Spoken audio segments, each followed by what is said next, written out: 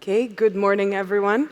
Unfortunately, two panelists missing, but I guarantee you this is still going to be a very impactful conversation. Thank you both for joining us today. Thank you. So, as we know, Saudi Arabia has undergone quite a remarkable transformation over the last few years. This has brought up a lot of unprecedented investment opportunities, especially for European investors looking to engage with this dynamic market. So this is very topical. Today's panel is about mega events and market dynamics. And of course, we're also going to talk about how hungry Saudi Arabia is for real estate. Anyway, all right, so just to set the scene, for many of you who don't know, Saudi Arabia has a very interesting roster coming up in the next 10 years for mega events. We have Expo 2030, the Asian Games 2034, of course, the annual Riyadh season, which is within itself huge, the Formula One, and of course, the FIFA World Cup.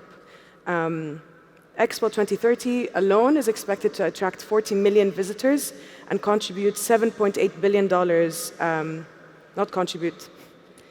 It requires $7.8 billion that has been allocated for infrastructure and urban development. I won't bore you with stats. Without further ado, now that we've set the scene, Dr. Bassam, I'll start with you. Thank you. So through my reporting at Arabian Business, we've seen that there's been quite a shortage in real estate, especially in Riyadh. Could you walk us through some of those shortages and what incentives exist at the moment for developers addressing these gaps, particularly in the hospitality sector? Well, thank you, Tala, for this question, very nice question. But before I start talking about Riyadh, I would like to just touch bases on the Saudi 2030 vision, because it is the driver for all these development that is happening in Saudi Arabia in general and Riyadh. And this vision started about 8 years ago with the 3 pillars, which is vibrant society, thriving economy, and ambitious nations. And under those 3 pillars, there are 13 different programs, and each program has hundreds of initiatives. And it's very integrated and well-planned program that is 2030 vision. And what we see today is all as a result of this very well-done planning.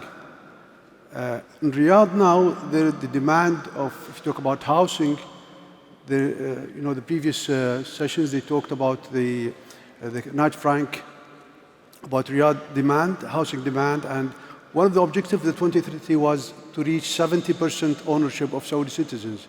We were at 47, now we are at 65, and by 2030, we expect to exceed that number. And this is creating a lot of demand in Saudi Arabia. And in Riyadh alone, as the Minister of Housing announced just 1 month ago, he said we need, the gap is 130,000 units per annum for housing units in Riyadh. And if you look at the type of demand also that is changing in Riyadh, and also the previous session, he talked about the new attractiveness and drivers of economy of Riyadh, that we have the premium visa, we have the headquarter initiative, and we have the foreign investment regulation that is changing. All these are driving a lot of people to Riyadh, not only for affordable housing, but also for the mid-class and higher income people, like those international investors coming, highly paid executives coming to Riyadh. The highest job creation is happening in Riyadh itself. And all this is driving the demand on the housing unit. And we see a very potential opportunities for the Europeans and for the international investors to come to Riyadh. Mm-hmm. Especially now with the HQ mandate that went into effect last year, I saw a report the other day that said Riyadh faces ongoing housing shortages and it needs 115,000 units annually until 2030. Is that accurate, do you think? Yes, I think there's a big demand, and still the demand is growing because the population of Riyadh is increasing more than Saudi Arabia itself. And as Prince Mohammed, the Crown Prince, he announced that we are expected to reach 10 million and above by 2030. Mm-hmm. So there's a huge growth. Now there is a big challenge for the developers also to meet this demand and to meet the different type of assets that's needed in the market itself. Now, there is a program called Housing Program under the Vision, which is focusing only on the affordable housing. And we have the National Housing Company that is taking the lead with partnership with different developers. But at the same time, there is a demand for the higher level of classes. And as you see, you have heard a lot of major development happening in Riyadh, like King Salman Park, Al Murabba, Raushan, Al Dir'iyya, and all of these are integrated development, which each of them has different type of assets, which is housing, offices, retail, hotels, different class of hotels, and yet there is a lot to come. Now we have announced the North Pole, which is the tallest building in the world that's coming in north of Riyadh. So all these drivers are creating huge demand in Riyadh. Mm-hmm. Definitely a lot to look forward to. And also the quality has, I mean, the demand for the type of quality of properties has changed with, I guess what I'm trying to say is the super diverse demographics that are now coming into Saudi Arabia. So Abdulaziz, I'll give you this question. How are major projects like Lisbon Valley addressing the changing quality demands and expectations in the Saudi market? Thank you for the question. Let me take a chance to say that it's a pleasure to meet you all.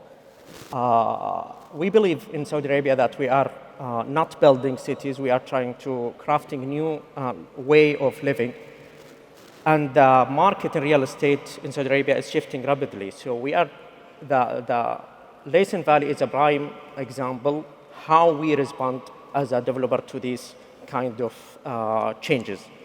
The project, it blends the offices environment with the retail, with the hospitality as an environment, walkable environment, and this one as a target to achieve enhancement of the quality of life as one of the Saudi vision pillars. Mm-hmm. And we believe this kind of standard will be the high demand for the future. Mm-hmm. Interesting stuff. All right, Dr. Bassam, just on the subject of quality, how has the market sort of shifted in terms of, I think, shifting towards luxury housing now? What specific opportunities does this create for developers with expertise in premium residential projects? As I mentioned, the inflow in Riyadh is a lot.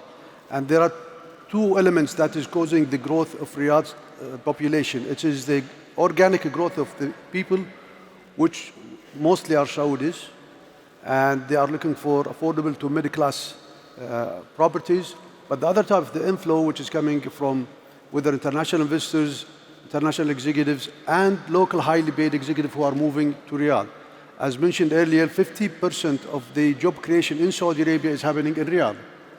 So all these people coming, they are looking for a higher class of assets. They are looking for quality of not only the building itself, but the quality of the living space and the environment they live in. So there's a big opportunity for mixed-use development, integrated lifestyle communities, and branded residences. And this is what probably the Europeans and the designers, they should tackle this type of demand.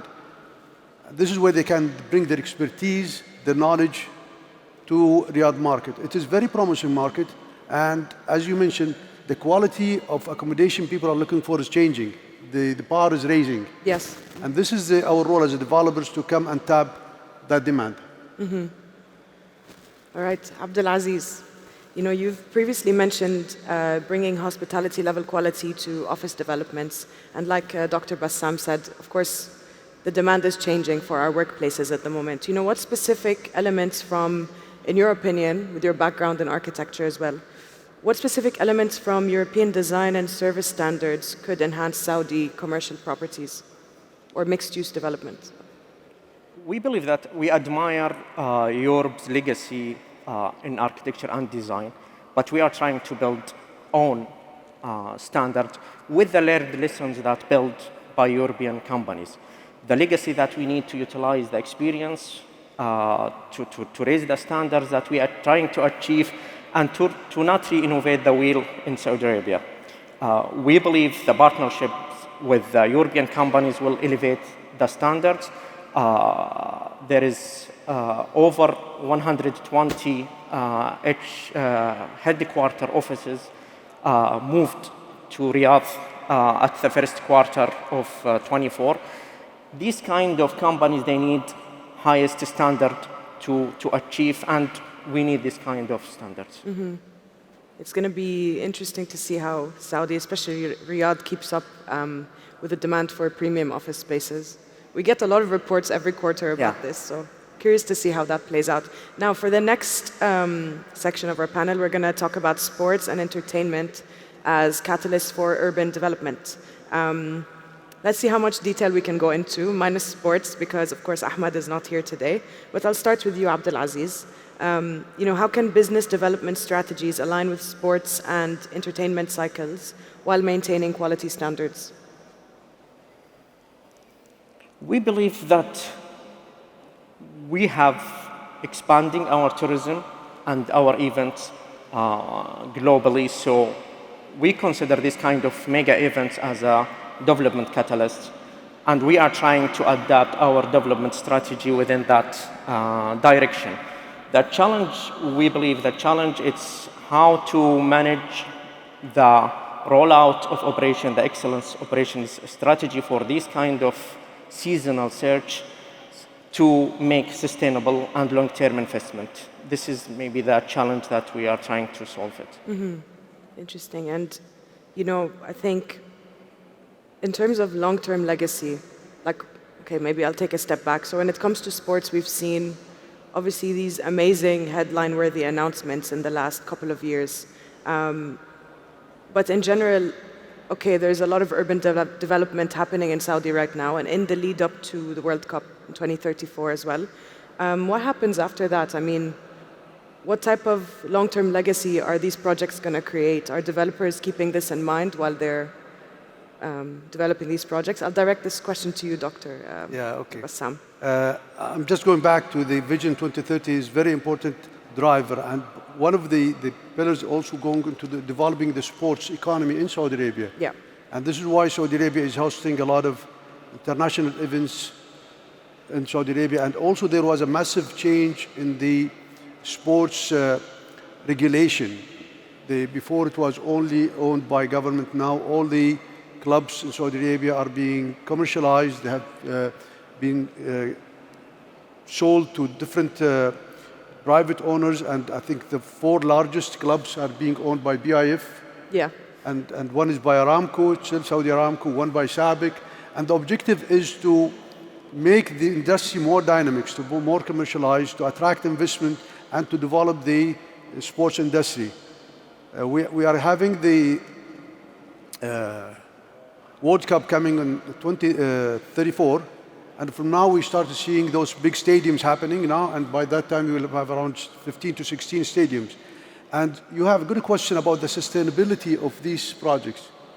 Now, from now, I think the government is working on these stadiums and these sports facilities and how to make it sustainable. I have seen some perspectives of, for example, Al Murabba Stadium, which is in the north of Riyadh. And amazingly, they are going really forward, creating a community around it and reutilizing this big stadium for different events after the 2034.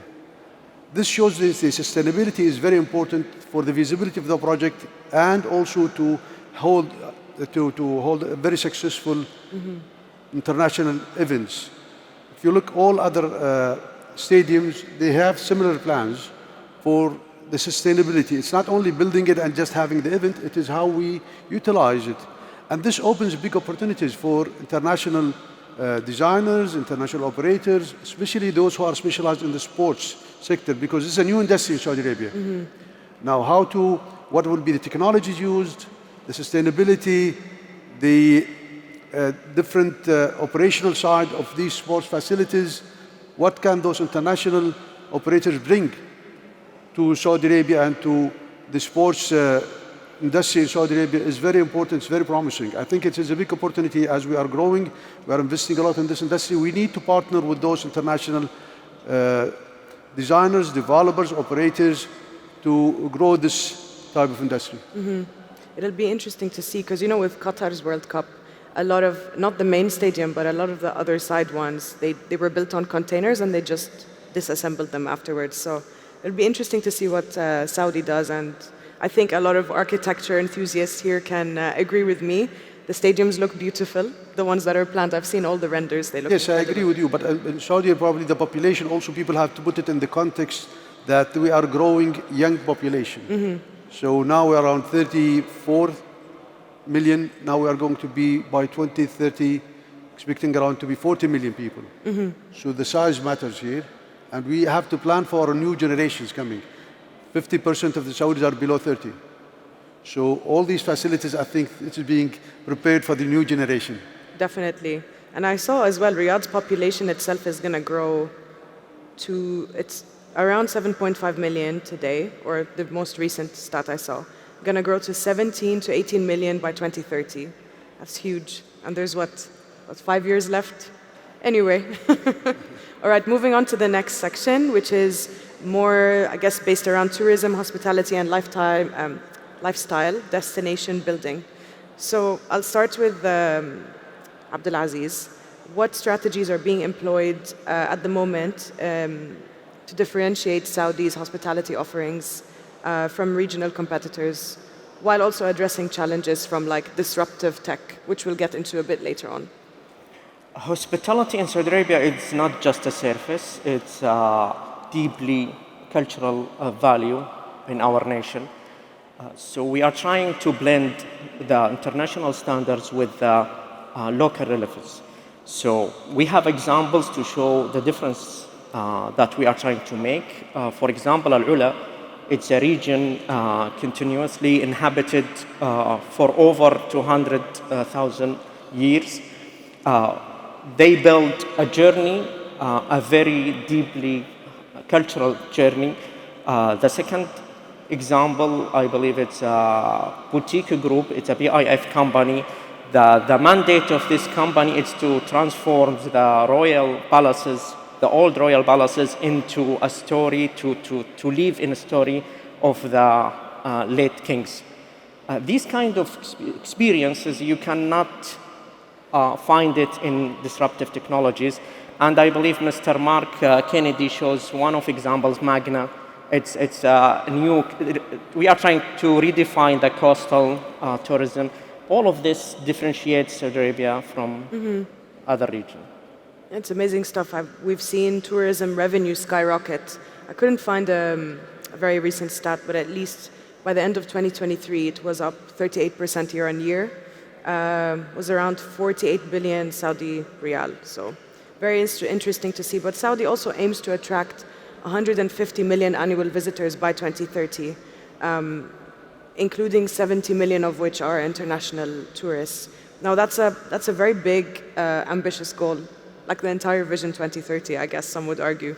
So I mean, we've seen some incredible projects in the Red Sea, Al-Ula as well, which has its own mega events. So yeah, very interesting to see. But let's talk waterfront properties. So Dr. Bassam, how are waterfront and tourism developments evolving to meet both domestic and international visitor preferences? About the hospitality hotels? Yes. Yes. Saudi Arabia received in 2024 more than 100 million visitors, 30% from them international visitors. Last month, Saudi Arabia hosted in 5 to 7 days 1.6 million for Hajj. And this is part of what we call it religious tourism. So Saudi Arabia has opened up really for tourism. And if you have seen the facilitation of the visa issue, which was very closed, now it is open.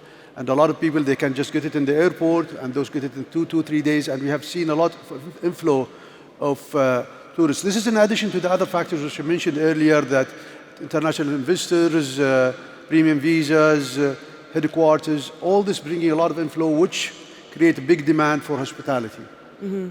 The expected from now to 2030, the need for hotel rooms is around 360,000 rooms. It's a huge demand with the different classes. Now, under development, there are a lot of work happening in the hospitality. If you have seen the previous presentation about, as you said, the Red Sea, the Raiya, Amala, all these hotels, resorts, 5-star, 7-star are already coming in the pipeline. But still the demand is there. Also in Riyadh specifically, the MICE business is growing very much. A lot of events happening in Riyadh. If you come during Cityscape, Riyadh last Cityscape, you will not find any room. Also there are the LEAP conference, which is for the technology. The same thing, the whole Riyadh, which is, you cannot find any room. And FII as well. So these are driving the demand in Riyadh.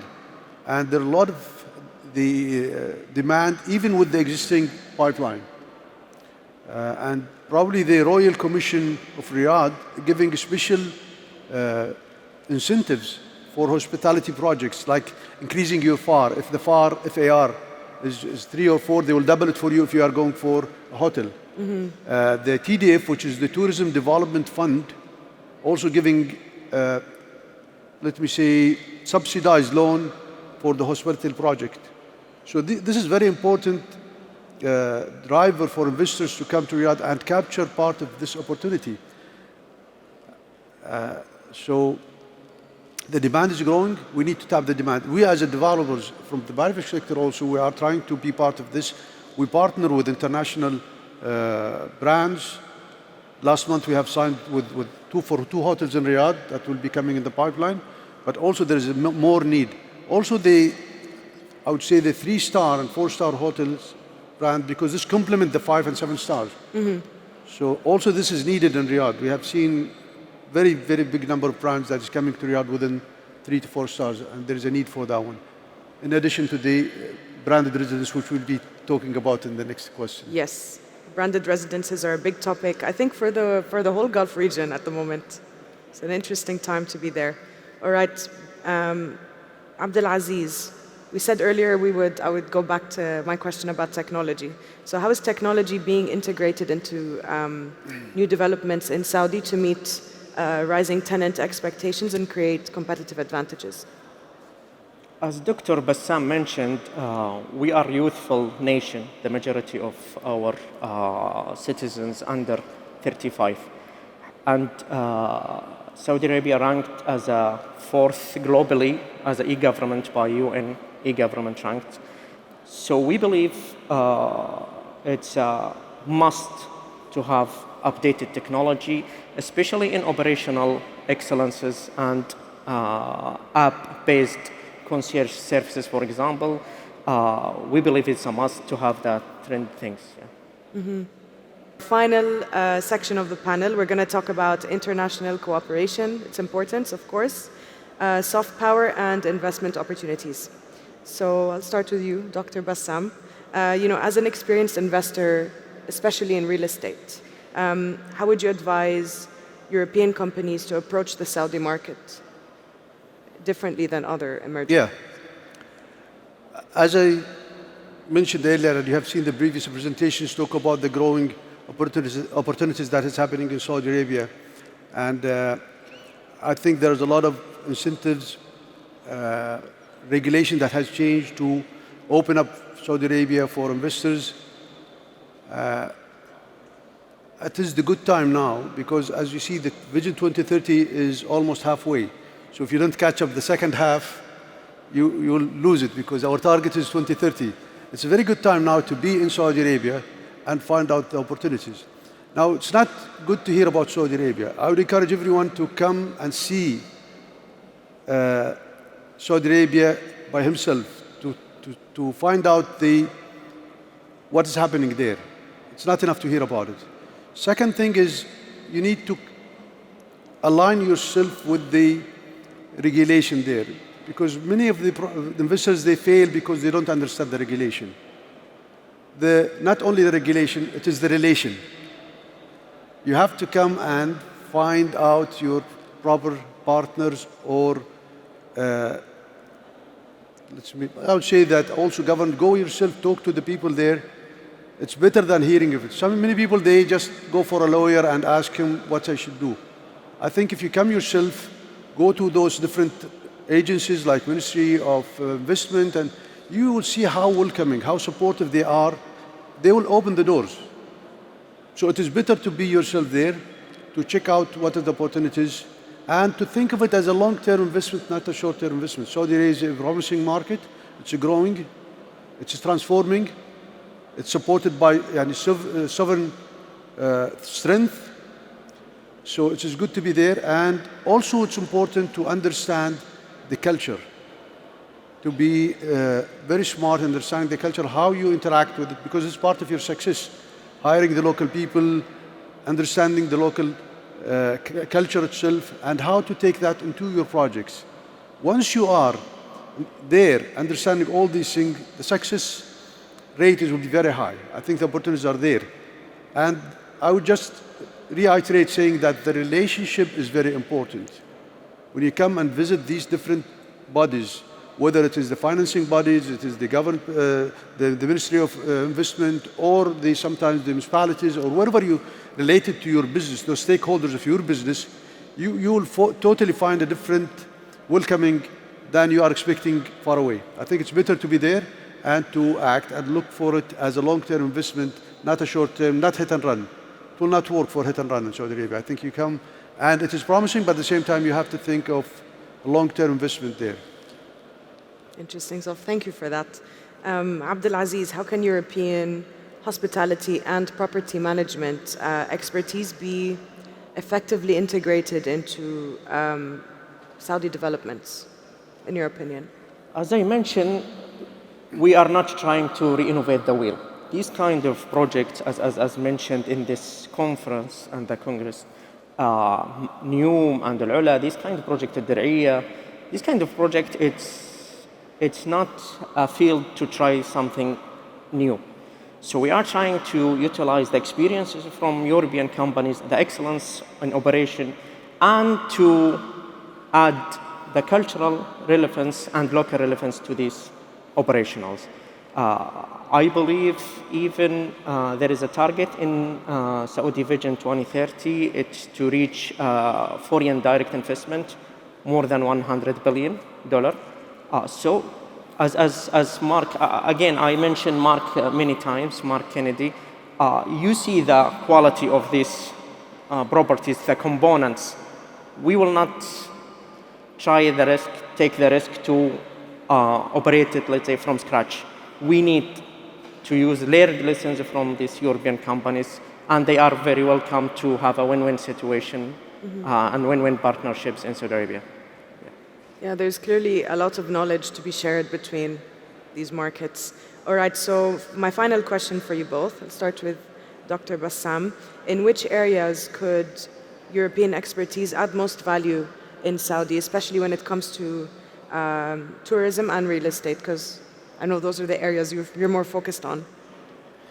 Yeah. Well, there are a lot of opportunities in general. But if you're talking about development side, as we said that the housing, either affordable housing or it is mid to high class, I think the opportunity for mid to high class where the people are looking, as I said, for integrated lifestyle communities, mixed-use development, where the Europeans are advanced in these type of assets. So it is very attractive to be there. You can partner with local Saudis, developers, where you can bring your experiences, your knowledge, sometimes the materials that you have in Europe. I think this is very promising, which is mid to high, and the ultra-high luxurious assets. But the ultra-high will take some time in Saudi Arabia. We're starting seeing the demand for these things. But I'm saying mid to luxury, I think this is very promising category of assets that we look for. European, I think they can open up. And where this is important, where they can bring their knowledge. It's not only capital. It is the experience and know-how that you have to bring with you. Capital is available in Saudi Arabia, but you need to combine the capital with the knowledge, and this is where the European can be successful in getting into Saudi Arabia and Riyadh market specifically. Absolutely. All right, I would ask you the same question as well, not Dr. Bassam, Abdulaziz. Again, I cannot hear you. To repeat, yeah. So in which specific areas could European expertise add the most value to Saudi's developing tourism and real estate sectors? The operational excellence, we are trying to uplift these standards. We are, as a Tatweer company, we are not managing our properties as a properties. We reach now level of hospitality treatment for the offices, for example. These kind of excellences, the standards, it will be hugely added value to achieve the quality of life that we are aiming to reach. To combine the co-working spaces with the co-living spaces, all these kind of spaces to be integrated together, this is that we are aiming to achieve in Saudi Arabia. Mm-hmm.